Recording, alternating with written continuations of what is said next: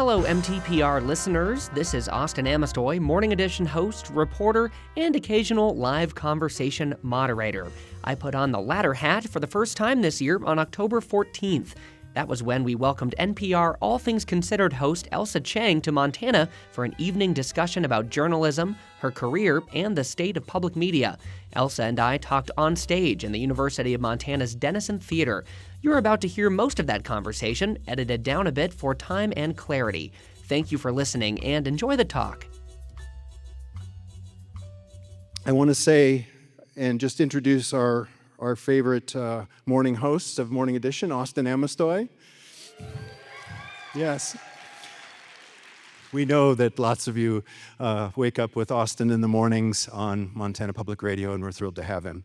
Austin grew up in Laurel, Montana, graduated as a proud locomotive in 2018. He graduated from the School of Journalism here at the University of Montana in 2022. Yes. In 2021, he covered the Montana legislature for the Legislative News Service during the height of the COVID pandemic. And then later that year, he founded an audio department within the university's student-run newspaper, the Montana Kaimin. There he created the Kaimin Cast, a weekly news podcast. It earned a finalist spot in NPR's 2022 College Podcast Challenge. How do you like that for a little trivia? Austin started at Montana Public Radio as an evening newscast intern. After he graduated, he took over as the host of Morning Edition in October 2022, just about 3 years ago. And he also covers, as part of his job at Montana Public Radio, you hear him on the air, he's also a reporter with Missoula area and education news as his beat. And we convinced him to stay up a little late today to be with you, because he's got to get up early to be on the radio. Ladies and gentlemen, thanks for being here tonight. Please welcome Austin Amestoy. Thank you all for being here. What a great crowd. Oh my goodness. Well, I have the distinct pleasure of introducing my guest in conversation for this evening, Ailsa Chang. Ailsa is an award-winning journalist with bylines in several NPR member stations. She's a former Planet Money correspondent. She's a current host of NPR's evening news magazine, All Things Considered, and in her Instagram bio, she describes herself as a happily recovered lawyer. Ailsa holds degrees from Stanford University, Stanford Law School, Oxford University, and Columbia University. She clerked for Judge John T. Noonan Jr. on the United States Court of Appeals for the Ninth Circuit in San Francisco. Her post-law career as a radio reporter and host has earned her numerous awards and honors, including the Alfred I. DuPont Columbia University Silver Baton for her investigation into the New York City Police Department's stop and frisk policy, the Daniel Shore Journalism Award, a National Headliner Award, and recognition from investigative reporters and editors for her investigation into Detroit's broken public defender system. Ailsa's radio career began as an intern at KQED in San Francisco, where she later served as a reporter and producer. She also worked as an investigative reporter for WNYC in New York City and as a Kroc Fellow for NPR. Please join me in giving a warm Montana welcome to Ailsa Chang. Well, I was telling Austin, I'm so glad we have mics on stands because I gesticulate wildly.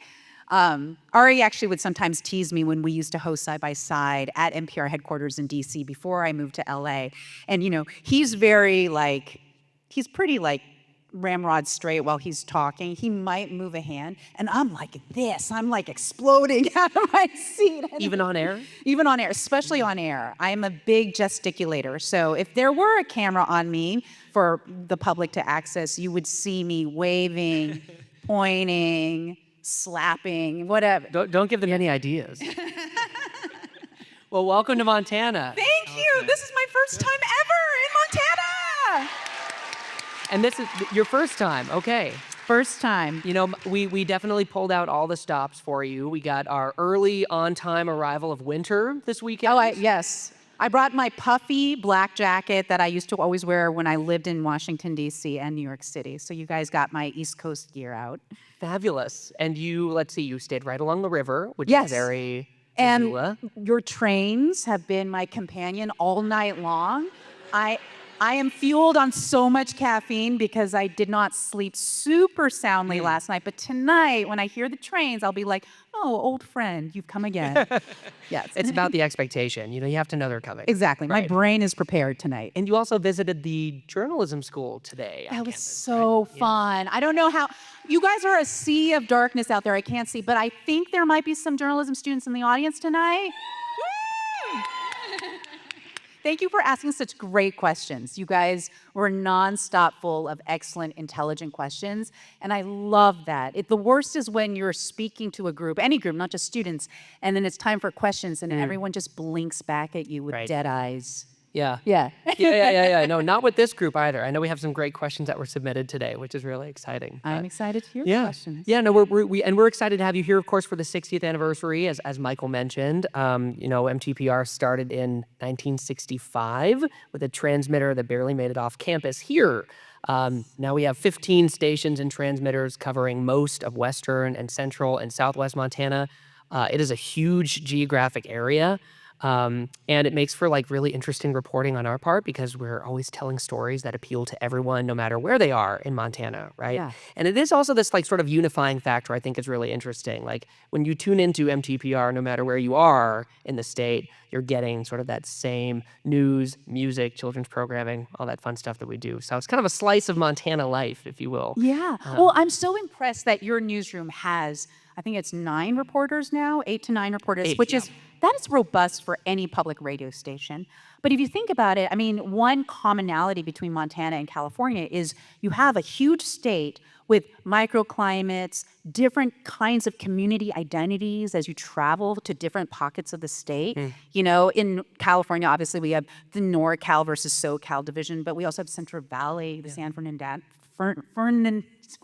Valley, and there's so many different pockets of community identity, and you have to be someone who has spent a great deal of time in the entire state of California to fully appreciate the diversity in race, in socioeconomic levels, in cultural, in professions, cultural just approaches to how to live a California life. And I feel like Montana is very similar. Oh, yes. Yeah. I mean, every community in Montana is very distinct and has its own distinct identities. And I think one of the interesting things about MTPR, growing over the last few decades and quite precipitously in recent years, is it's happening as there's been this contraction in other forms of news and news media, right? Like we're seeing some of our regular newspapers print less frequently. And it's not just unique to Montana, right? We're seeing these news deserts, they're called, pop up all over the country. Yes. And I think that public radio and public media exists in maybe a more important spot than ever in sort of plugging those gaps because of the accessibility of it. But I mean, you're much more well-traveled across the country to other public media stations. And I'm wondering what you think about the sort of place in that right That's now. why I think public media is so important and why right now in particular is such a critical moment. As I'm sure everyone in this room is well aware, public media got defunded.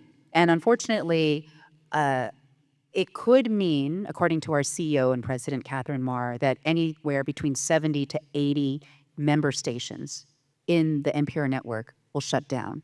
That is close to 1/3 of the member stations in this network. Now, things can happen. Some stations might be able to consolidate, and that signal can travel to communities, can have farther reach than it used to have if certain member stations consolidate. So maybe that doesn't mean listeners will be out of a news source, but it's really critical. And unfortunately, a lot of these member stations that are in danger of closing, they are in rural or remote communities where there already are news deserts. So to lose the public radio station in that community is a big deal. Not to mention a loss of an emergency alert signal. That could mean for a lot of people the difference between being okay and not okay in a natural disaster. So this is a really critical time where the mission of the entire network is potentially at stake. And that's why I'm so impressed and moved that so many of you have showed up in support of public radio tonight. Yeah, Thank it's you. pretty amazing.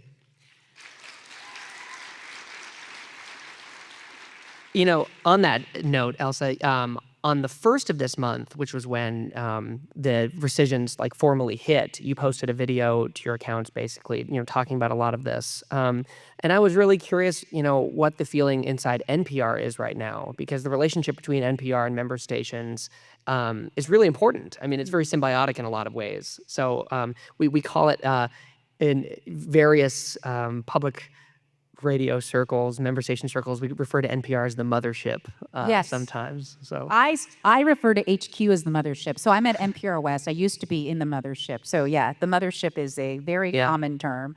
What is the mood like? I mean, we have been stressed and sad and dreading this for maybe a year and a half. I mean, there have been talks about defunding public media for so long. What's different is now it's real.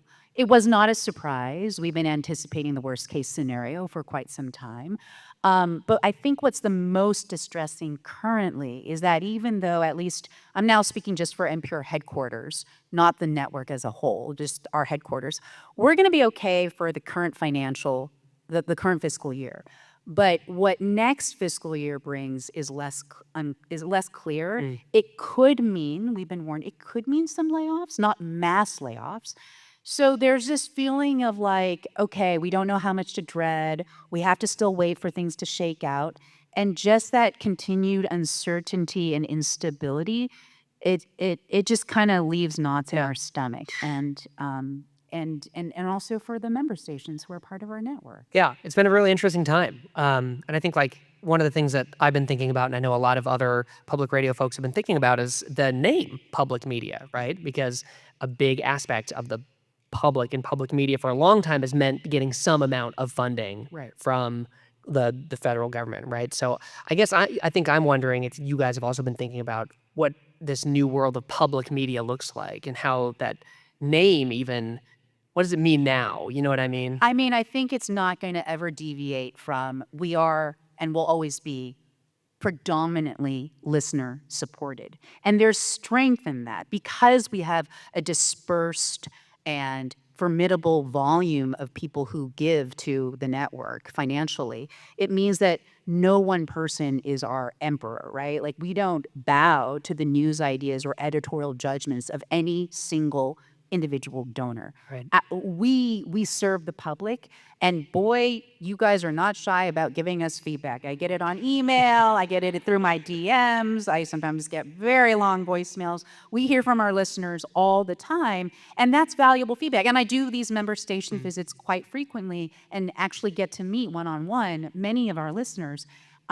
So all those ideas you have, all those opinions you have about how we approach our coverage, we're all listening inside headquarters in sort of main NPR, and it really does make a difference in how we plan our coverage. It really does. How we shape live special coverage, whether we're talking about the latest Supreme Court confirmation hearing, or when we go live, if there are suddenly airstrikes, by Israel, in Lebanon or something like that. Like, we are always thinking about how best to approach covering a story given the feedback we get from directors of member stations or individual listeners. And because of that dispersed sort of base of support, we get a very wide range of opinions. And I think that's healthy. It's very democratic. I've always said, one of the things I love about working, in this form of news in particular, is being accountable to just the listeners, right? Yes. You are accountable to your listeners and your listeners alone, the people consuming the news that you produce, right? Not to advertisers, not to shareholders, the listeners. And I think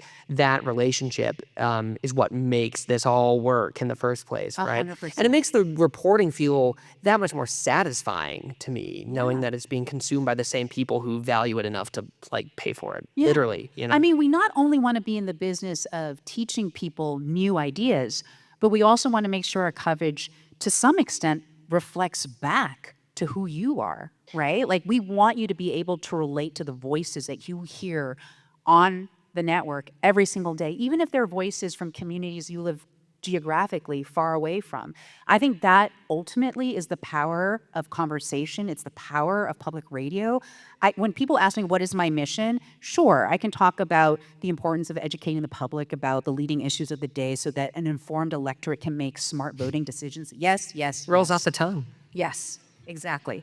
But fundamentally, what turns me on so powerfully about my job and my mission, I want to remind people when they tune into a conversation on NPR that they're actually more alike than they are different from the people that they hear on the radio, whether that person lives in Butte, Montana, or Sacramento, California, New York City, or Tehran. I want people to find that there is actually more that links us than divides us. We don't have to agree on everything, but we do live a shared humanity, and I think having conversations to remind people of that shared humanity is so important as the global community gets more divided and fractured.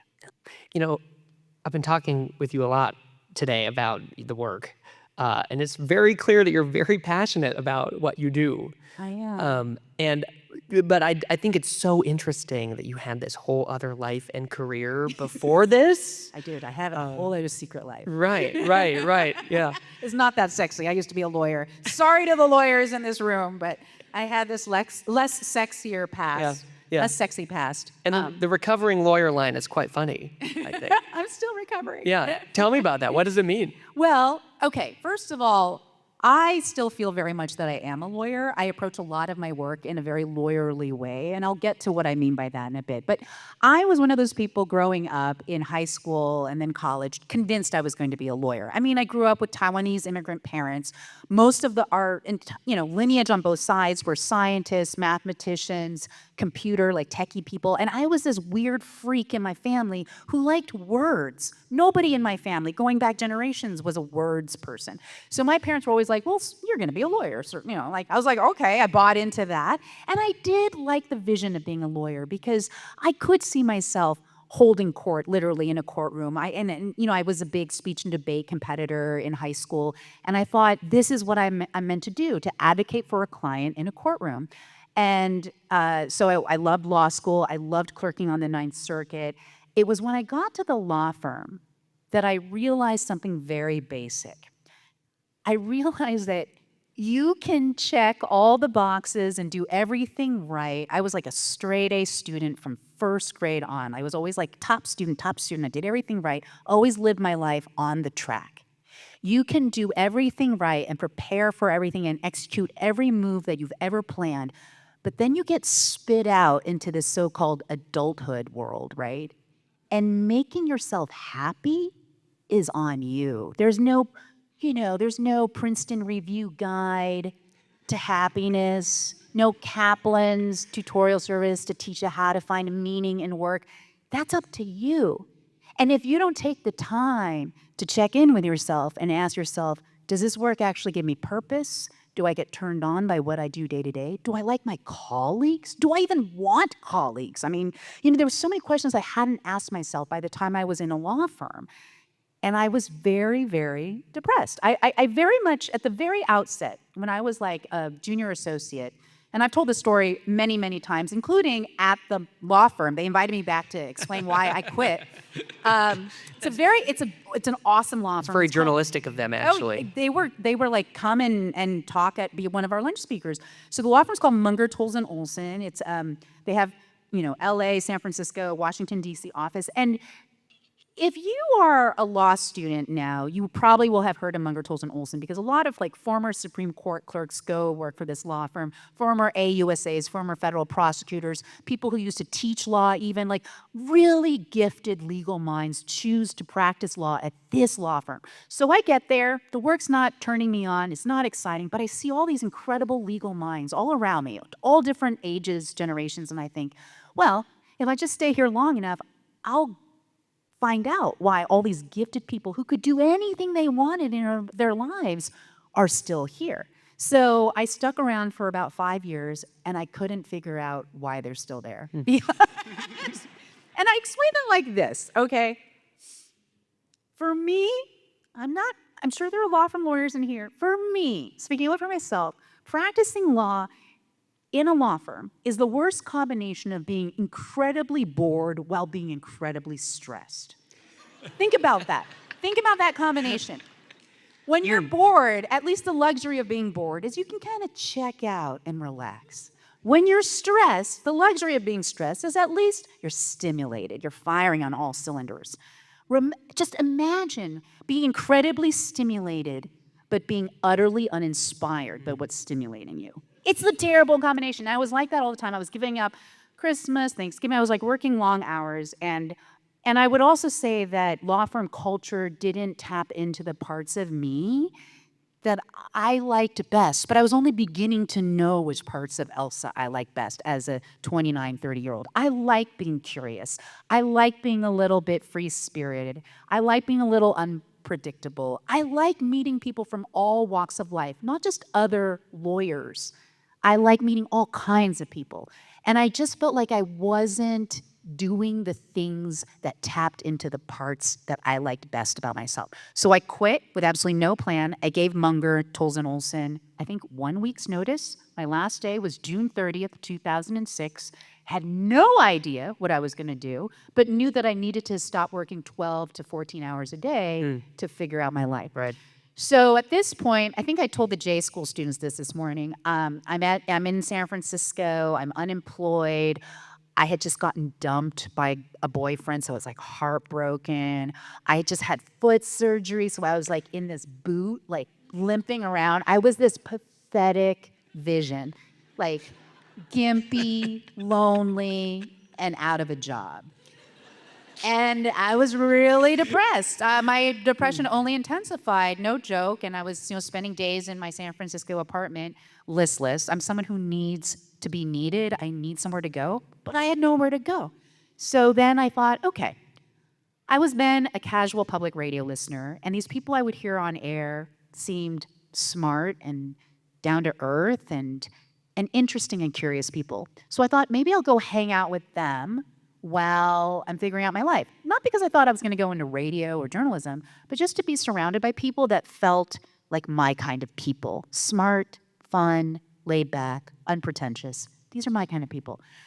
But I was like almost 31 at this point. I go in for this interview for an unpaid internship, and I remember the supervisor. She was the executive producer of the main news talk show. She's like, "Are you sure this is what you want?" Because she's looking at my resume and like, Stanford Law School, practice at Munger, Tolson Olson. She's like, "You want to answer phones without any pay?" I'm like, "Yes, I do." And the first week I was there, I'm not going to out this person, but one of the journalists who was sometimes on the show on air, about 5 minutes before he got on air, he put some coins into my hand. He's like, "You're the new intern, right?" I'm like, "Yeah." He's like, "Can you go get me a Diet Coke before I get on air?" I'm like, "Okay." And I remember that feeling of slipping the coins into the slot of the vending machine, thinking, "Oh my God, if my parents saw me now, they would be so pissed. I have a Stanford law degree and now I'm buying soda for people out of vending machines." Turns out he wasn't supposed to ask the intern to buy him soda. Because someone saw me and I was like, "What are you doing?" Anyway, but the rest of the internship was so freeing. And I'm sorry, I'm one of those long talkers. No, this is great. I hate it when I interview people and they're long talkers and they just don't shut up. I am that guest now, Austin. I'm so sorry. No, carry on. I'm rapt attention over here. I was so excited and elated by this internship because look, when you're a litigator, that's the kind of lawyer I was, you could be on a case for years, for as long as the case lasts. In fact, during the entire 5 years I was at Munger, Tolson Olson, there was one case that lasted my entire duration of my career at Munger. I mean, there were other cases I was on. But what I loved about journalism that I realized for the first time as an intern is you're working on a story. You're doing interviews about something only for as long as it is relevant, important, and interesting. If you're working on a story that's irrelevant, unimportant, and boring, what the hell are you doing? Move on, right? And I love that about journalism. I love the free ticket I had as an intern. I was a booker, meaning I was booking and pre-interviewing potential guests for the talk show host. I got to call up anybody I wanted who I thought could potentially be a great guest. And I got to ask that person, what makes you passionate about what you're passionate about? What drives you crazy? What makes you mad? Why do you do what you do? How did you get to do what you do? What's this new thing that you just invented? Yeah. What's this new research that you just discovered? I was just like, this is a front row seat to the theater of the universe that I get a free ticket to just because I'm literally like unpaid, but I get to call up whoever I want. That was amazing. Isn't it interesting? Like, I don't think people don't often think about the fact that journalists don't like have some special license to pick up the phone and call people and get answers. We just do it. We just do. And anyone And it's can. amazing right? how many people call us back, right? Yes. Yeah. I mean, I would never call back a journalist. they do. Yeah. Right. Yeah. It feeds curiosity, right? Like if you love learning, you would love working as a reporter because it's the same thing. Like I've had to become an expert in like Superfund law for like a month, and I never would have done that prior to having this job. Nor do I want to do that for a living, to be clear. But that month was fine. But to be fair, aren't there so many times you didn't think something would be interesting until you started learning about it? And then you're like, oh my God, I had no idea. Like I didn't know about the history of redlining in this one neighborhood in LA. And then I just uncovered all these layers to this like legendary neighborhood in LA called Sugar Hill that used to be this incredible place populated by lawyers, doctors, actors, like philosophers. And then they built the freeway through it, and it decimated. Anyway, and then redlining started. But yes, we have this incredible job, Austin, where now we are paid, and we get to learn about the world and teach people about it. I can't tell you how incredibly privileged I feel every single day doing this job. We'll have more from my conversation with Ailsa Chang after this.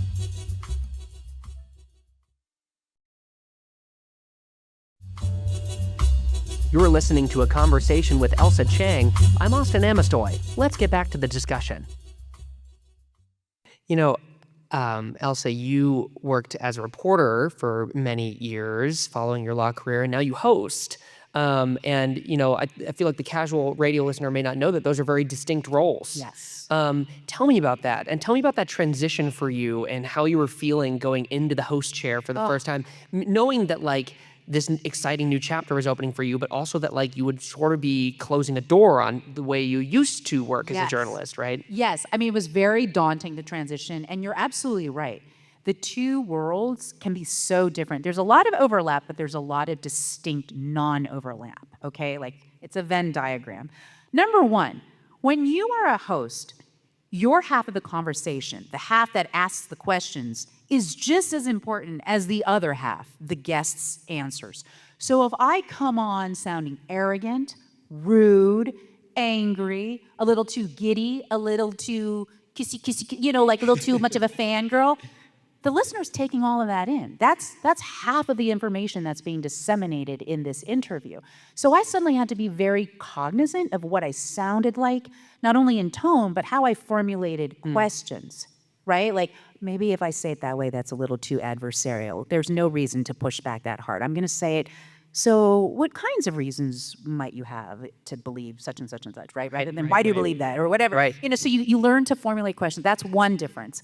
Another difference is as a host, and you know, same thing you can relate to, even though you're both reporter and host. As a host, you are forced to be a generalist every single day.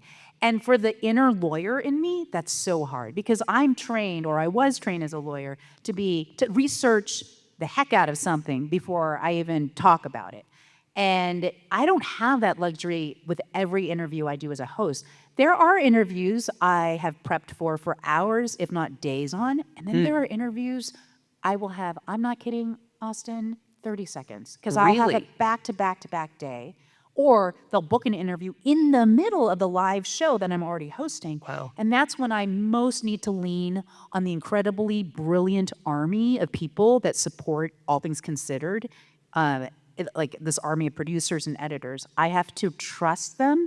They will have researched the interview while I'm on air or in another interview. They will have written a draft list of questions, and then I come blasting in, looking at the questions, furiously rewriting to match my tone, but really the roadmap is already determined by my colleagues, and I have to just trust them. It's a trust exercise. It's a free fall. Were you like terrified when you did your first? Okay, great. Yes. Yeah. Because, like, you're already someone, I mean, you and I were, we're achievers, and we want to show up being prepared. Right. But there are situations you cannot prepare for in live radio. And giving in to that, surrendering to, let's just see what happens, is absolutely horrifying. It's live sometimes. radio. Yeah. Right? You Right. never know. And sometimes you mess up, right? Yeah. And you think, well, that's live radio. But you know what? I don't know if you feel the same way. I feel like live radio teaches you life lessons that are universal life lessons that everyone should internalize, but live radio teaches it on steroids. What do I mean by that? If you mess up on live radio, you have to move on. Yep. You can't be dwelling on that stumble or you phrased a question weirdly. There's more live stuff coming up, and you can't be replaying what you have to move on. A wise person once told me that, like, after one of those mistakes happens, they're like, hey, the longer you think about it, the closer that thing's getting to Mars. Like, that piece of radio is, like, way out. Right. Like, It's gone. it's left the atmosphere. Yeah. And so, if you keep obsessing about that mistake, you could mess up again Exactly. in the next interview. And another life lesson that live hosting teaches us, especially as hosts, is what feedback to listen to and what you can let go of, knowing who you are. So I don't know about you, Austin, but hosting for me is the weirdest job in this sense. There's many weird aspects of our job, but I've never had a job where so many people are telling me who to be. I get so much feedback, not just from listeners, but bosses, colleagues, people I interview, on how to show up on mic. Everyone says, like, be yourself, be comfortable in your own skin. I mean, to be honest, nobody really wants you to be yourself. There would be so many FCC violations if I were really truly myself. I love a good F-bomb, but I will never say it on radio. No. So people don't really want me to be myself. So I have to curate a version of Ailsa Chang, authentic Ailsa Chang, a version of that authenticity. And I have gotten so much critique on whether it's how confrontational I sound, how loudly I laughed, how supportive or ooey and I sounded with a guest that I was, like clearly delighted by. I was just telling a group at the cocktail reception before this event, I got an email not that long ago from a lawyer in Houston named John, who literally was like, this was his feedback. This is the entire thesis of the email. Ailsa Chang, I'm a huge fan of yours, but I have detected that your murmurs have risen in the rate of, your murmurs per hour have grown over the course of the last few weeks. My murmurs. So I was like very curious about this. I'm like, okay, and what did he mean by murmur? He gave examples, like when you say, oh, or or ah. And I thought to myself, okay, so I have, at least to this one particular listener, reached a point of over-murmuring. So I wrote John back, very curious, what does over-murmuring sound like to John in Houston? So I was like, hey, John, thanks so much for the feedback. I'm so curious. Can you send me the interview or interviews where you felt like the rate of my murmurs was excessive? Right. And he's like, wow, Ailsa Chang, I didn't know you were going to write back. I don't have a particular example right now, but the next time I hear you murmur too much, I'm going to send you an example. I haven't yet heard from John in Houston, but I'm very, very eager because I'm so curious when I'm too much. I imagine that is some of the advice that you are, like, maybe not lending as much consideration to, potentially. Right, exactly. And that's where I'm going to get very philosophical. This is a hard job when it comes to figuring out who you want to be on mic, right? Because you can't, as I'm saying, you can't be your total, authentic, at-home self. And finding your voice is a process. And it's taken me years. I feel like it's still evolving. I started out as a host in 2018, so it's been like 7 years. And I feel like there are parts of myself I'm giving more permission to, even now, to sort of blossom and shine. And then there are other parts, when I listen back to some interviews, I'm like, okay, I can tamp her down a little bit. So I'm always like making adjustments. You listen back to yourself? I do, but that doesn't mean I'm not cringing sometimes. I mean, because I can always hear things I would do differently when I replay it to myself. But I think we all in life have to figure out who we are, right? That's I'm not saying anything new that's particular to public radio hosts. People are always giving feedback, whether your loved ones, a spouse, a significant other, your children, your parents, your friends. We're always getting feedback. But sometimes you have to take people's advice with a grain of salt. And sometimes the really biting advice is more about them than you. Okay? So just it's a process. Yeah, you know? totally. Yeah. Ailsa, I wanted to ask you too about the live interviewing process. We touched on it a little bit here, but one question that I have had for many an NPR host is how you respond to an interviewee who is combative or deflective, or you feel like you're being spun a little bit.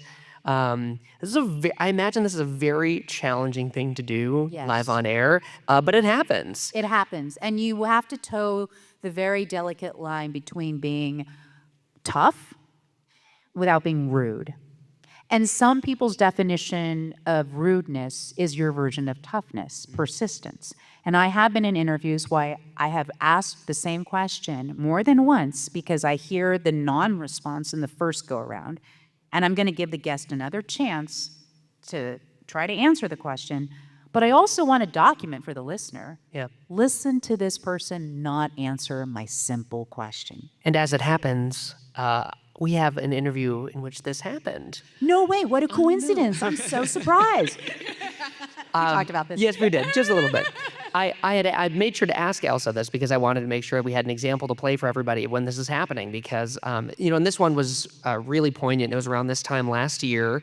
And we'll play a clip here in a moment of this interview, but this was this was a really important interview during a really important time. This was in November last year. And it was an interview between Ailsa and Israel's ambassador to the United Nations, Danny Danon. And the context that you won't hear at the start of the interview, because we're going to play the middle part, is that the International Criminal Court had just issued arrest warrants for Israeli Prime Minister Benjamin Netanyahu and former Defense Minister Yoav Gallant, as well as the Hamas military chief at the time, Mohammed Deif, who Israel had killed earlier that summer, but that wasn't known at the time necessarily. So it was a very, this is kind of the high wire act we're talking about sometimes with guests like this, where you have to make sure you're striking the right balance of asking the questions and getting the answers, right? The International Criminal Court had said it had reasonable grounds to believe that Netanyahu and Gallant were criminally responsible for the Gaza humanitarian crisis. So the interview's about 7 minutes long, and we're going to play the middle 3.5 minutes, which opens with Ailsa asking Danon about how many aid trucks are coming into Gaza at this time. I will also preface this. A lot of times when we go into these high stakes interviews, we don't even, I had never interviewed Danon up until that point. I have since interviewed him again, but I didn't know what kind. Was he evasive? Was he direct? Was he responsive? Was he non-responsive? Was he a long talker or a short talker? So I kind of went in I don't know what to expect. Yeah. We'll listen to the clip and then we'll talk a little bit about your thoughts on it a year later. Mm-hmm. Thanks. Aid groups say that about 350 trucks of aid per day are necessary to support the more than 2 million people living in Gaza, but the UN says only 37 trucks are getting in each day on average, and that children are dying of malnutrition in Gaza. Why isn't Israel allowing more aid in? You deny that there is starvation happening in Gaza? First of all, there is no starvation in Gaza, period.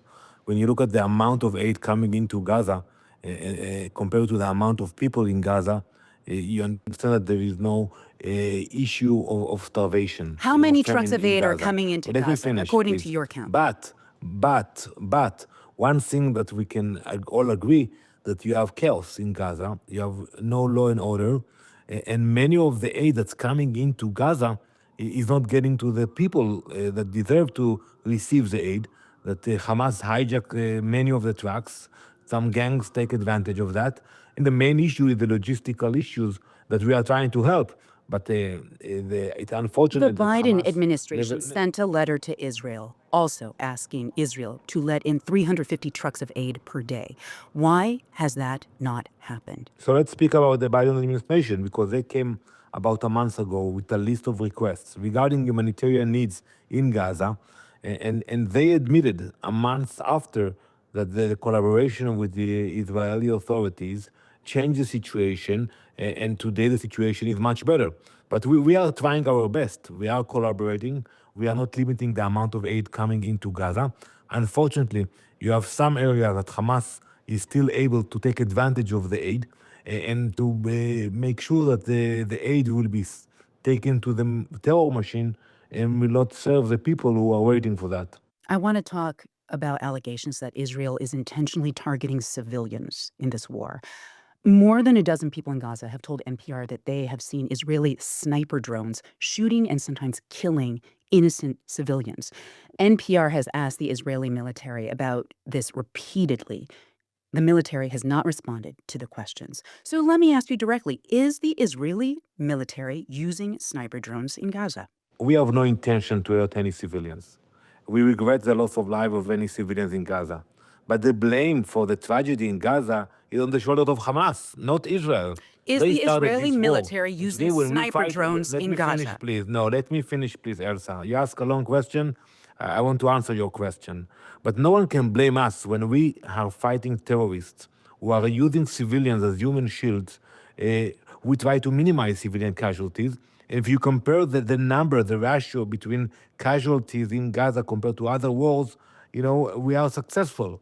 But still, we regret the loss of lives of any civilians. But to blame us for intentionally killing civilians, that's unacceptable. Is the Israeli military using sniper drones in Gaza?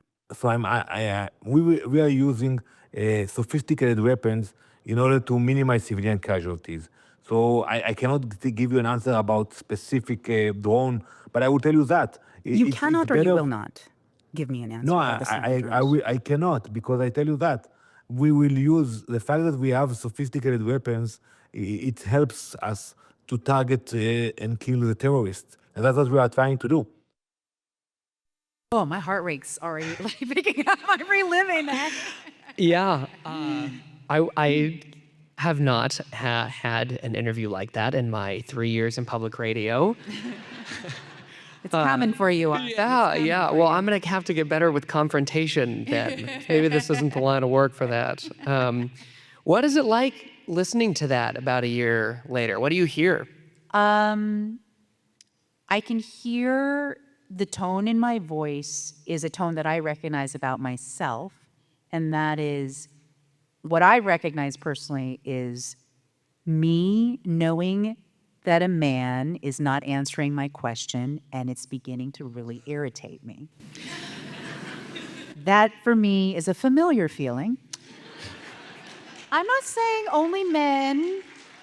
I have women and maybe even non-binary guests who don't answer questions once in a while.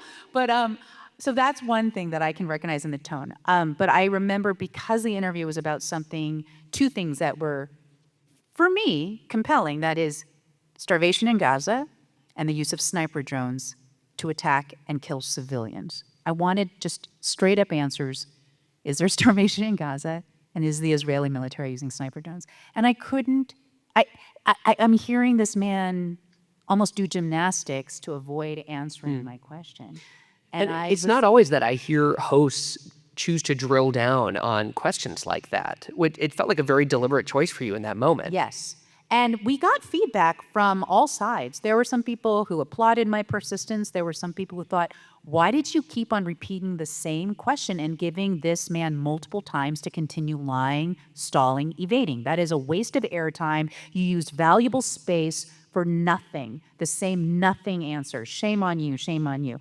Then I also heard from people who felt that I was rude and too hostile to the ambassador and was too tough on him and sounded like I was beating, like a dead horse, So it became the subject of a column from our public editor, sort of our ombudsperson. Can you explain the public editor real fast? I find it a really interesting part of NPR's organization that not all types of media have. Yeah.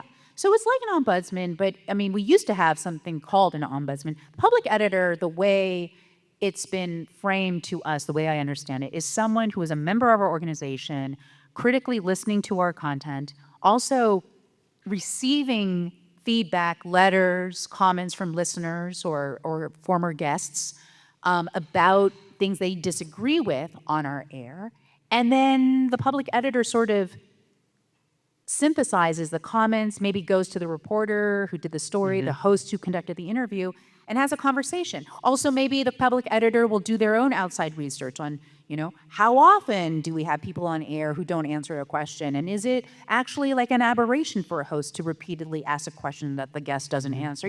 They'll do things like that to kind of paint a larger portrait that was inspired by one listener's comment. And sometimes I will agree to be interviewed by the public editor, and sometimes I'm like, you know what, the work speaks for itself and I don't need to be part of a larger conversation about that particular interview. Do you remember if you spoke about that interview to the public I editor? didn't, but they went to my boss, Sammy Yannigan, the executive producer of ATC, All Things Considered, and he spoke to the public editor. So I was like, I would have been happy to talk about that. How do you deal with confrontation with sources? You like it, I assume? I'm smiling because I just told the journalism students this morning, like one of the commonalities between the legal profession and the journalism profession is you have to be pretty comfortable dealing with contentious people. I am someone who likes to argue. Someone coming at me with a disagreement, for me, is not intimidating. I actually find passive-aggressive people far scarier. When I'm like trying to read between the lines, like, are you hating me right now? Do you have a problem with me? I can't figure it out. You're still being nice. That for me is a lot more confusing. But people who come at me with direct confrontation, I'm okay with. Yeah. Yeah. Yeah. Doesn't make me great to date, but I'm okay with confrontation. Yeah.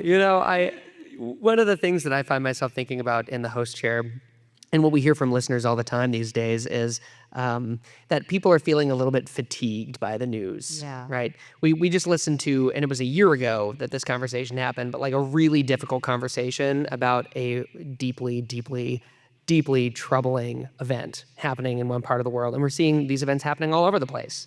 And people are having, I think, a hard time figuring out how to process the news, how to live with the news, how to stay informed but not feel like everything's on fire, and it's just like a time of great change and turmoil. Totally. And I get it. We get feedback from our listeners about their news fatigue. Yeah. Like I have very good friends who are highly intelligent, well-informed people telling me, I can't listen to the news. I'm sorry, Ailsa, I know it's your job, but I literally turn you off.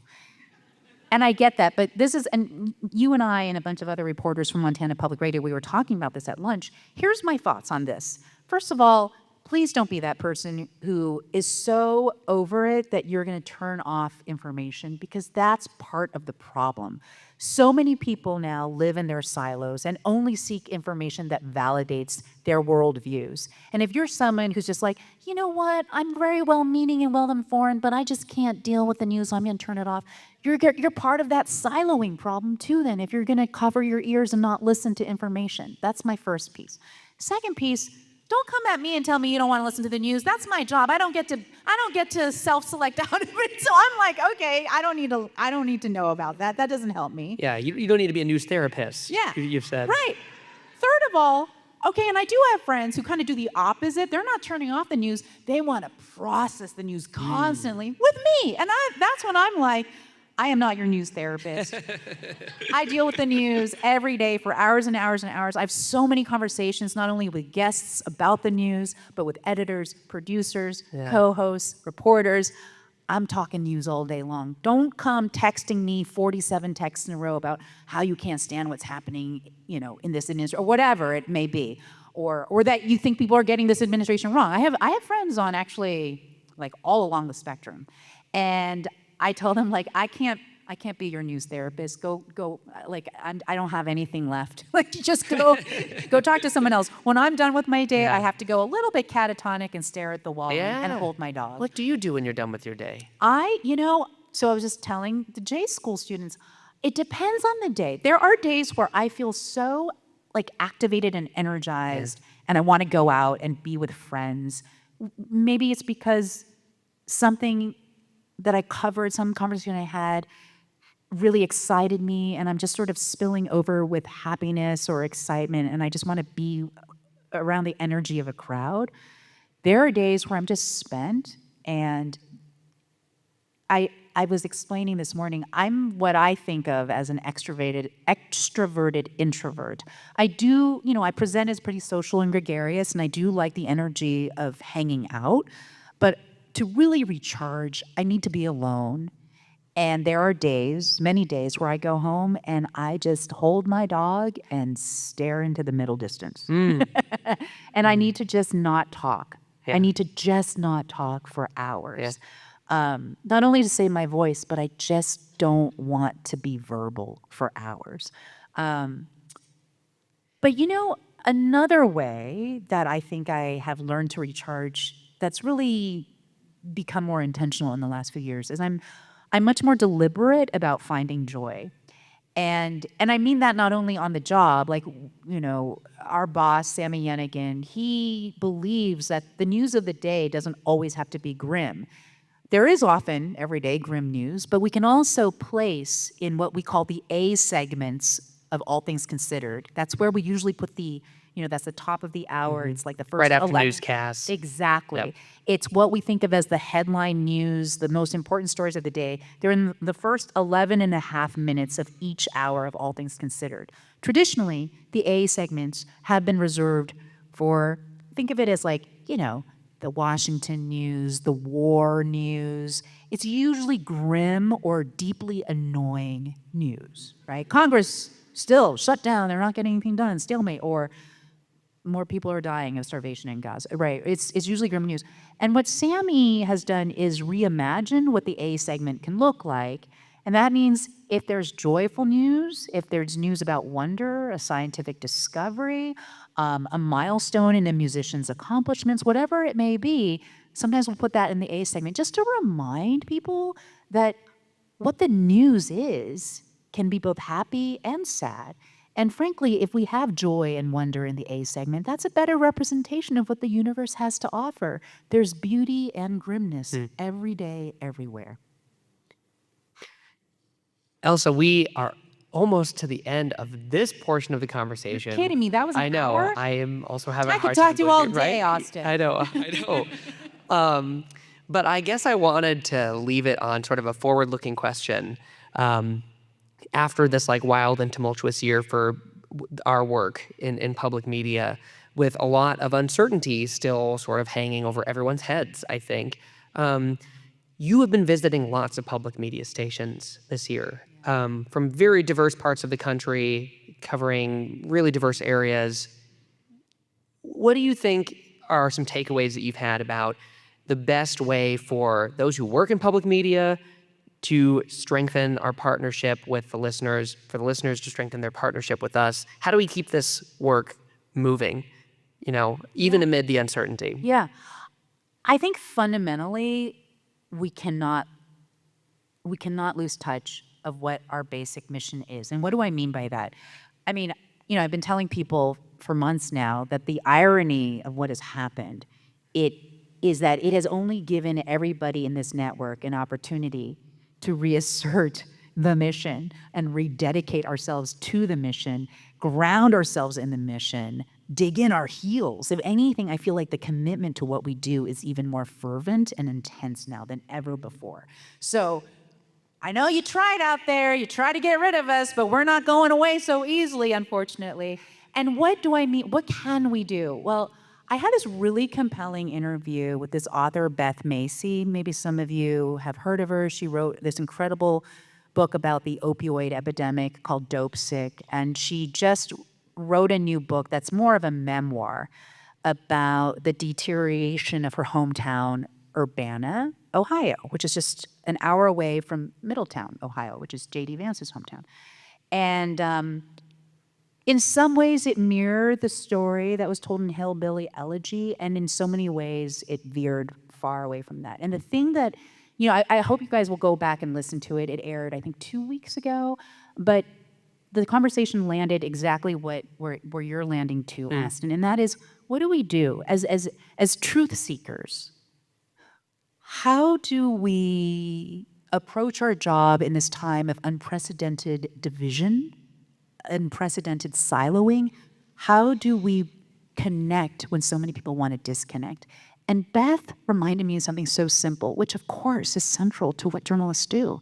And she's like, we need to reach out and talk to people that we think are so different from us. So for journalists who live in urban communities, making a point to learn what it's like to live and grow up in a rural community, right? Or a Rust Belt, a factory town. Like what does that feel like? Really understand, spend time, immerse, don't just parachute in, but really do the due diligence to get to know and understand people who seem so different from you. And if we can just honor that very simple commitment, connecting with people we think we are disconnected from, I think that's why we're here. I think that is the most important part of our work.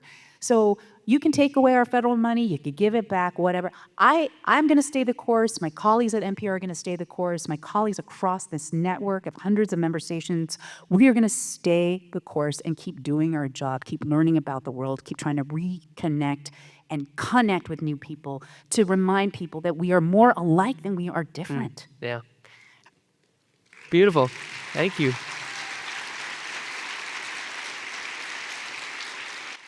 Great job, Austin. Hey, no, this is great. Knack for interviewing people. Hey, Ailsa, I can't thank you enough for the conversation. Seriously, this has been wonderful. This was so fun. And please, we'll take some questions here from the audience, from our Michael Marsalik here. But one more time, a round of applause, please, for Ailsa Chang. Thank you, Ailsa. Thank you. Thank you so much. You just heard a recording of a live conversation between NPR's All Things Considered host Ailsa Chang and me, MTPR Morning Edition host Austin Amestoy. It was presented in celebration of Montana Public Radio's 60th anniversary on the air. We hope you enjoyed the chat. You can find the recording on mtpr.org. This is listener-supported MTPR.